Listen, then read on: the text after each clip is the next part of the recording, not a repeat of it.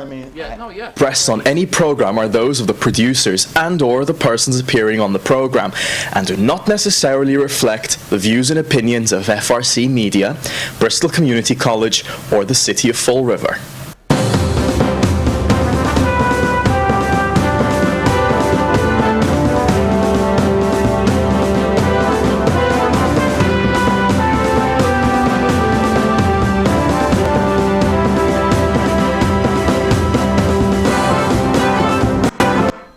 Hello, and welcome to the Friday edition of Spindle City Straight Talk. I'm Chip, and CJ's in the control room. I'm here. How are you? There he is. And today is Friday, and we have a guest today, so we'll get right to it. We have a guest, City Councillor Michael Miozza, who has declared his candidacy for the office of mayor, and it's great to have you, Mike. Bob, thank you, you and CJ for having me on Spindle City Straight Talk. Yeah, it's a pleasure to be here. Well, this is one of the reasons. We know you've declared, and obviously you've been involved in the city politics now for a while. Had a front row seat for 3 years. Yeah, exactly. That's a very good way to put it. Front row seat.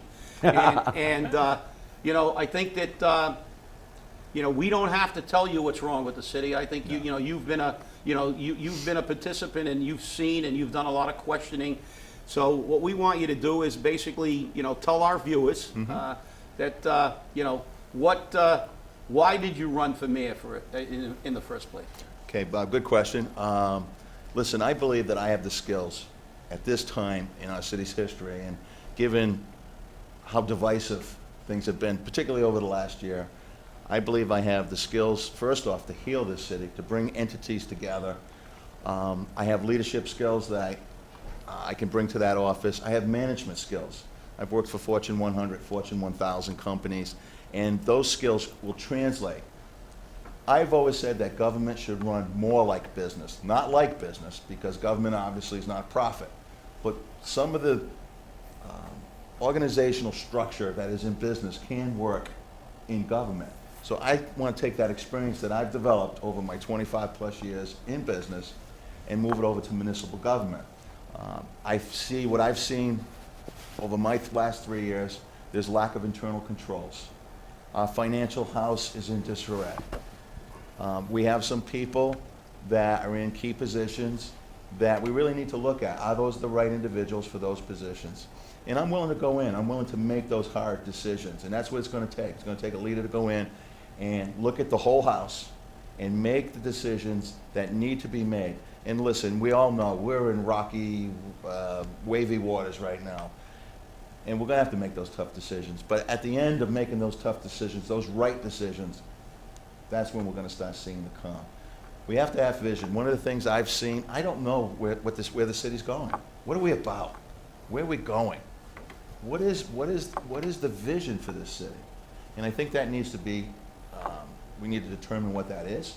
And it's not going to be me determining it. It's me going to be determining with the people of Fall River. We have to bring in the folks in education, the business community.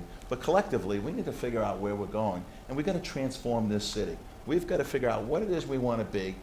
And this isn't going to happen overnight, but in the next 5, 10, 15 years, whatever that time frame is, and all work towards that goal. And so I think that's what's frustrating is you don't see any planning. I've seen lack of planning. I think you've heard me on the council floor say time and time. Where's the plan? What are we doing? Why are we fixing this park? Why are we taking care of this? Where is the strategic plan? And that's what's been lacking over the my 3 years on the council. Good answer. CJ. Why would we want to talk to me? Well, because I have to. Well, it's just very interesting. You've developed a key phrase already that's coming from the people, and I think it's very interesting because they're calling you the people's candidate. And, I have to ask, how do you feel about that statement? Because it's really, I think a compliment of all kinds. Well, I agree with you, CJ. I think it is a compliment. I think my campaign is going to be a campaign. It's going to be grassroots. It's going to be, I'm not going to have the political machine behind me. I know that. I am totally independent. I'm not beholden to anybody. So I think when you look at the candidates that are running for mayor, I think I distinguish myself. I think it gives the people a choice. maybe this is not a good analogy, it's like a deli. You're gonna have choices.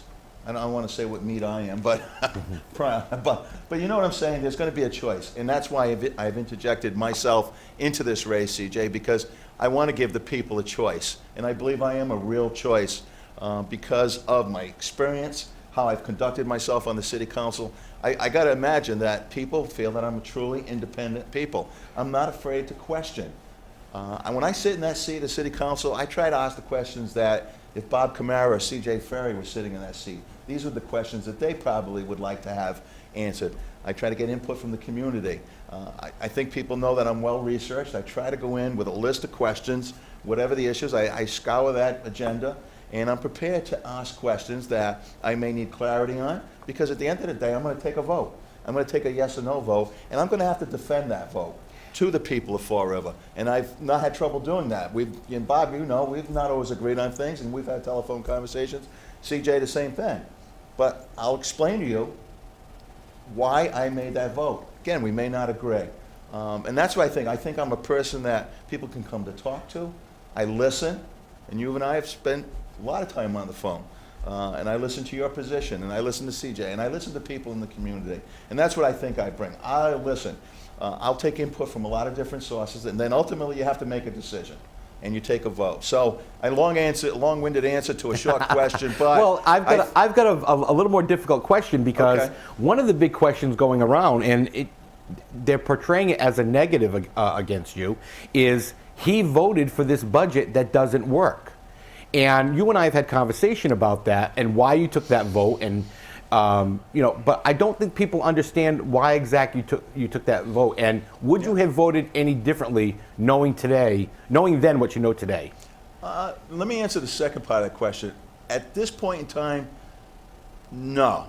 Okay, I still think it's early yet. That being said, and again, we've all had conversations about that. I really struggle. I think I know I'm on the record. I don't think I'm on the record saying that that budget really concerned me. But what concerned me even more was I was concerned about putting this city in chaos. I believe that if we went to a 1/12 budget, that doesn't automatically put us into receivership. We would have went through a period of struggles before we would have gotten there. I had a very productive meeting with the city administrator, with my colleague, Councillor Mitchell. We were able to get some concessions, not everything we wanted, but they were willing to make some concessions. In addition to that, we requested audits that the mayor and the administration agreed to. So that kind of gave me some comfort, thinking, okay, we're gonna have the auditor's office, state auditor's office in. We're gonna be doing some internal audits, some forensic audits. I'm thinking, okay, if there's something to be worried about, it will be discovered, and we'll have time to make that course correction. You know, you look at the people, I mean, the people that come down to the council, they're professional people. You hope they've done their homework. I know there's, you know, and over time I've lost some of the confidence and some of the trust, but that takes time. That didn't happen just like that. It happened over, you know, the last year primarily. So, yes, I mean, I could be criticized for voting for the budget. I think I'm clearly on the record that I was very concerned about this budget, but I thought the alternative was going to be much worse for the citizens of Fall River, and I couldn't do that. Well, yeah, you're right, and I think that the first time you were on our show, we discussed that Yes. that vote at length, and you know, I'm glad that you said what you said. We've had many conversations, and we don't agree. So, contrary to what's being passed around the city about CJ and I, we're not always. You know, even if someone doesn't take the same position we do, we don't go out and try to chop their heads off. I mean, if you know, you had your opinion, it was based on your research, and we can disagree. I think the key issue is, which I'm segueing into my next question, this whole issue about that dialogue between the people and the government and transparency. I see now they're beginning to tout Amazon and all the jobs. What they're not telling the people is that Amazon has also sent letters to other communities. And this is the kind of misleading, like the windows and Windowgate and all these things that you know, the citizens, and as well as the councils, but obviously I believe, but you can give me your perspective, they've lost confidence in this government, in our leadership, and as a councilor, as a mayoral candidate, if you become mayor, is this going to go away? Chip, before Mike answers that question, I had a conversation with Senator Mike Rodrigues just before our show, and I asked him what his take was on the Amazon situation. And he said, I've been working on this for 2 years, and this should not have been announced. And I asked him very clearly, I said, how many other cities and towns got this? He goes, this is real. I said, I don't need to know that it's real. I know it's real. How many other cities and towns? And he refused to kind of say how many. But if you read the letter carefully, and I was going to put one up on the screen, it says very clearly that they're doing it pursuant to the EDIP legislation, which says they must approach a city or town with the opportunity to locate there. Meanwhile, the Herald News reported this story, but they failed to report on the fact that many of their sister publications posted the exact same story for other cities and towns, such as Stoughton. So this is not a guarantee. This is basically wishful thinking, and it comes right at the time of the recall, so the mayor can stand up and say, look, I got the Amazon. We don't have anything. We have to present the best possible approach to bring Amazon here. But historically, Amazon gets 60% of their taxes forgiven or taken off. So that's something I think we need to clearly address. I know, Mike, you and I had a brief conversation about it yesterday, but I mean, this is becoming very important. Yeah, a couple of things. I don't have any intimate knowledge about Amazon coming to Fall River Freetown. I read about it in the paper like everybody else. So this goes to show, I don't know, maybe it's because I'm a mayoral candidate, maybe my colleagues knew about this, but this is one of the problems in the government, that one of the elected bodies has no intimate knowledge about what's going on. So let me answer your question first. In my administration, no, this type of thing would not happen. If this letter is going out to other communities and this is not something that truly is ironclad and is coming to Fall River, I would not put something out like that. You need to be honest with the people. You cannot set false hope. And that's what that would do. If this is indeed, I'm going on what I'm hearing. That sets false hope. We don't need false hope. We need real hope in this city. Real tangible things that we can say, this company is coming to Fall River, these are the jobs that are coming, this is our future. And so if what I'm hearing is, if this letter went out to 26 other communities, what was the motive for putting this out? I have to question. Now, I am on the TIF board for the city of Fall River, so if this is a reality, I guess at that time I'll get the details, and I don't know if we're going to be giving forgive 60% of the taxes, as CJ has suggested. That may be what their demands are. We'll have to see what the proposal is. I mean, obviously we need jobs in the city. So I mean, I welcome a big name like Amazon, because hopefully that'll be a magnet for other companies. But so what I'm hearing, and again, I don't have any intimate knowledge, that would be concerning. Mike, if that's I the agree case, with that you. all these other communities are in the mix too. Why is Fall River? Mike, I agree with you. And the thing is that I did some research right after this announcement was made yesterday, and in Nevada, for instance, Amazon negotiated a 60% property tax. I don't know what you want to call it, remission, tax incentive, whatever the case may be. They got that on property. They got that on inventory. They also got that on their employment taxes. But the really interesting part about these letters is, for Fall River, it said that they could generate up to 1,000 jobs with a salary of $35,000 a year. Now, for Stoughton, it was higher.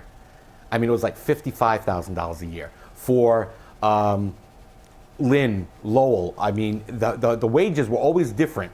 And when you compared them to the average median wage for the area, it matched it. So basically what they're saying is, hey, we're going to buy this city cheap because they don't expect any more than that, which Chip and I have spoken about numerous times on the show.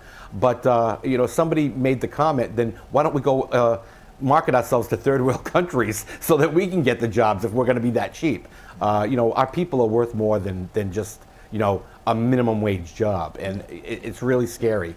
And the other thing I want to just interject before you begin your answer, Mike, is what concerns me a lot is we've seen so many businesses, and it seems to me that Amazon is just shopping for the best deal, which then indicates they're not going to stick around once that deal goes away.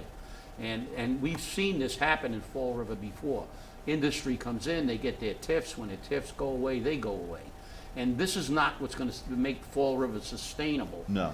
And this is the kind of thing that, you know, and obviously the timing, it's just before the recall, it's just, you know, and you know, there are elections coming, and the timing, you know, smacks of, you know, political opportunism. But the fact is that, you know, as the mayor, you know, will you actually you make these considerations? Because we've seen so many businesses come and go, and to me, that's more devastating than not getting a business. Because you get people, they have, as you said, hope. They get a job, they think they're set, Yeah. they're working, and then all of a sudden, they, you know, it's gone, and you know, they're disenfranchised again, and they begin to lose hope. So, I mean, that can, you know, as far as you're concerned, as far as you know, trying to build our economic base, what's your take Well, on I it? mean, look, I think, you know, I want to make this positive. If Amazon is coming to town, that's good. But I think what that does, though, it'll attract other corporations like that. So even if they do leave 10, 15 years down the road, hopefully we've created a base of businesses that will stay here. But I think that's only one piece, one spoke of the wheel. There's, you know, we've got the biopark, we've got other type of industry, whether it be, what do we go into tourism? I believe that manufacturing can come back. That manufacturing is leaving China, and there's an opportunity there. I don't know if we're exploiting that opportunity, because people in China are now realizing that they don't want to get paid. They want a healthy wage. And so now it's got to the point they're making demands. It's not cheaper now to make it in China and then ship it over here. So manufacturing is coming back. We've got a great manufacturing base here. So at least let's look at that. Again, another spoke of that wheel. I think what you have to look is you have to look at all the economic development opportunities and go after all of them. And then collectively, that's what gives you that strength to withstand if an Amazon leaves or another company leaves. But if you're trying to sustain yourself on one company, I just think you're going to have failure in the long run. Yeah, well, along those lines, when CJ was at the very lively council meeting, Yes, and it was lively indeed. it was very lively indeed. I was here watching the debate for state representative. And during that debate, something very interesting came up. The candidate for state representative, David Steinhoff, spoke about the opportunity that Fall River had with a company to bring in commercial cargo to our deep water port, because we have the second best deep Yep, water port. You know. yep. Yeah, and the city basically just didn't even want to talk about it because they're so concerned about, they think they're going to make this waterfront a tourist mecca. Now, as he said, everybody has their own opinion. We may disagree on this issue, but to turn away commercial containers and bring business here, which then could attract even more types of commercial industry on our waterfront, and try to think that we're going to out-tourist Newport and Providence and the Cape, I don't think that shows, you know, a rational thought process, at least in my opinion. And to us to dismiss this opportunity with the city in this condition, I mean, what's your feeling on something like that? Well, It's I just- mean, I don't think we're in a position to toss away any ideas at this point in time. So I think everything needs to be on the table. It needs to be properly vetted. And if at the end of the day, and this is where a strategic plan helps you, because you have determined what you want to do with that waterfront. And if collectively it's been decided that it is going to be tourism, then okay, that makes sense. I don't think we're there. I don't know if we've done that yet. We've not done that analysis. So now you've thrown out an idea that somebody else will get that opportunity, and now it'll become a lost opportunity because you really haven't decided what you're going to do down at the waterfront. And this is why I think you need I know. You need strategic plans. You need to know where you're going. And then when all these other ideas come up, does it fit into what you're trying to do? And it becomes easier to say, okay, we're going to reject that because that's not our plan. That doesn't fit in right now.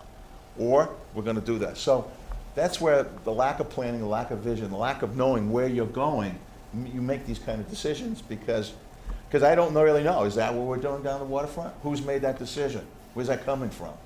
I'm not sure. I've not, I mean, I've heard, but I don't know if everybody's on board. And if everybody's on board, or mostly, I mean, I understand you're always going to have some detractors, but if everybody gets it, this is where we're going, then you don't question those kind of decisions because you kind of know that's not the way we were going. And it gets back to something I always harp on in front of the council. To me, the economy is fueled by the people, and we don't have people with a lot of discretionary income. For example, we want to develop the waterfront, we're going to depend on tourism. I don't think that's really viable with Newport. There are far more hotels and ability to handle tourism in Newport because America's Cup, and you have Providence, and you have Cape Cod. I mean, if we had an influx of tourism, what are we going to begin to build hotels? Where are these people going to stay? But the other issue, on that is, we've heard, and I think CJ can corroborate that, we've heard that Jerry Remy's is already looking to sell. Really? And again, this is an indicator of what happens in a community where we have such a low income level that, Jerry Remy's is a nice place. However, people in Fall River can't afford a $9 hamburger. And we did have that conversation when they first opened, and I told many city councils, I don't know if I told you, Mike, but I said the income level of this city cannot support such a restaurant. And it is true, we have heard through numerous sources that Remy's is up for sale. It doesn't mean it's going to remain Remy's. It's probably going to become a different restaurant, if it at all. And that also leaves the question to what happens to the other restaurant that's down there, Cedar Grill or something. Yeah. I mean, is that one staying? Is that one getting sold? Yeah. So, we put these things in and they make great attractions, but is the great attraction for that short period of time really benefiting Fall River? Look at all the money we dumped into that property down there in the sense of sidewalks and streets and everything else, and now there's going to be nothing there. Well, let me just answer this. I wasn't aware if Remy's is up for sale. That's sad. I don't know what Remy's marketing plan was. I would have to believe that they were thinking this percentage of their revenue was going to come from out of town, because I do know a lot of out of towners do come, which is a good thing. We do want people from the outside to come into Fall River and spend their money. It's disappointing to hear if that's indeed happening, that we're going to lose what I consider an anchor. I mean, that's one of the anchors down at the waterfront. That is troubling, but we don't know. And the thing, I guess, is we probably shouldn't speculate if they are for sale, why they're for sale. Maybe there's other things going on, unless we know for sure it's because they're not attracting business. I don't know that, so it would be not fair for me to comment. But I understand your point about discretionary income. That is concerning, and that's why it's going to take some years. We need to build up, get that medium average income up, to other cities, and it's going to take a while. This is not going to happen overnight, so that we can support the restaurants and the business that we want to create here. I've said it time and time. We all know we're losing the middle class in Fall River. We see the population decline. I've got a son that was, born and raised in Fall River, educated in UMass Dartmouth, but when it was time to settle down, he didn't settle down in Fall River. And I know that's not a unique story. It's happening all over the city. Young people are being brought up here. They love Fall River. They're educated in the area, but they don't see the opportunities, whether it be jobs or the infrastructure that the young people want, the nightlife and things like that. So we need to look at that. We need to figure out, stop it if we can, because it's happening. People are leaving the city. And then on top of that, the people that are choosing to stay here, we beat them up with tax increases, property tax increases, fees, water rate increases. So, and what troubled me when we talk about the budget was I felt that with this budget in particular, because of lack of planning, we were punishing the people. They were the ones that were, said, well, we messed up, but you're going to make it up. And that's where I really, really struggled with this budget, because of lack of planning. We were going to put the burden on the people that chose to stay here. That was very frustrating to me. CJ's giving me the signal. We're running out, so I think we should get down to something I think is very, very important for the viewers. at the beginning, you touched upon your background in management and things like this, and I want you to give us an idea, because obviously many of these people who are running are they're politicians, their background, their backgrounds vary, and we're going to give you some time to kind of say, as you said, you work for some companies, and your perspective on running the community because of your background. Why don't you expand on that a little bit? The first thing you touched on, I am a politician as well, but what I've tried to do is give a politician a different look, tried to be different, and I hope I've done that. And I've always said, if the day comes where I am not working what's in the best interest of the people of Fall River, it's time for me to step aside. That time may come, I don't know. It's not, but it hasn't come now. It has not come now. Listen, I have a varied background in terms of business. I've worked for Fortune 100 companies. I've been all over the globe working on processes, billion-dollar corporations, worked with multiple different types of people, CEOs, all types of people. So I bring a very experience with me. Like I said earlier, government should not run like business. It should run more like business. And I think we can see that right here in Fall River. I think we see lack of internal controls. We see lack of leadership. We see lack of communication. And I don't want to sit here and go over all the missteps that the mayor has had over the last few years in his term, but this can be fixed. And when I look at my candidacy as to compared to the other candidates that have announced that they want to seek this leadership position, I feel I stand up. My qualifications are just as worthy. I think we're all different. Our leadership styles are all different. I consider myself a people person. I'm a listener. I'm going to listen to Bob. And we said this already at the early time. I may not agree, but I'm going to listen to you. And every once in a while, you're going to get a nugget, a gold nugget. Wow, Bob just hit on something. Because we all filter things through our own environmental filters. I don't profess to have all the answers.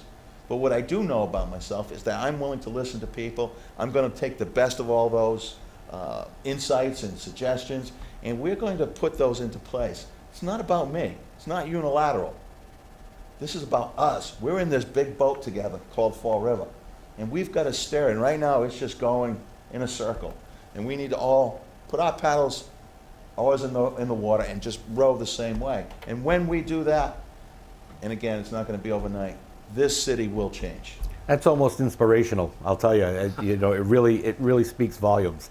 And I guess maybe the people's mayor will be a term that definitely fits you. Well, thank you. And I think it's going to be very interesting to see what this election holds. Yeah, and let me just clarify one thing about it. Politicians do come from varied backgrounds, but I think my point is, on the city council, you kind of like, you're dealing with something that's coming before you.